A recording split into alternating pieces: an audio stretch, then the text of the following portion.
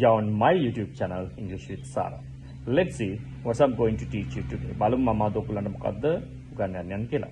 අද මම ඔයගොල්ලන්ට ස්පෙෂලි කියලා දෙනවා adjective එකක් භාවිතා කරලා adjectives වල ඒක කොටස් වලට අපි වෙන් කරලා අපි කොහොමද ලස්සන වාක්‍ය ටිකක් නිර්මාණය කරන්න කියලා. දැන් අපි adjective එකක් විදිහට ගත්තොත් එහෙම tall කියන වචනය කියන්නේ උසයි කියන වචනය අපි ඒක ලස්සනට කොටස් දෙකකට වෙන් කර ගන්න පුළුවන් comparative and superlative කියලා.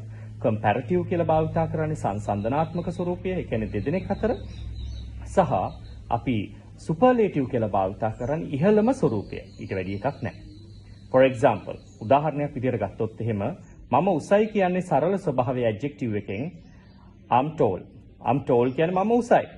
සරල විදිය. මම ඔයාට වැඩිය උසයි කියන්නේ කොහොමද පුතේ? I'm taller than you. I'm taller than you.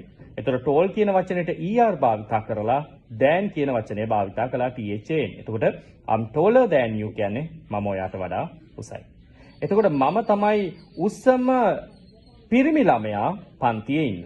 ඒක අපි කොහොමද භාවිතා කරන්නේ? I'm the tallest boy in the classroom. the එකත් එක්ක tall එකට est භාවිතා කරලා වාක්‍ය ගොඩනගා ගත්තා. කොහොමද? I'm the tallest boy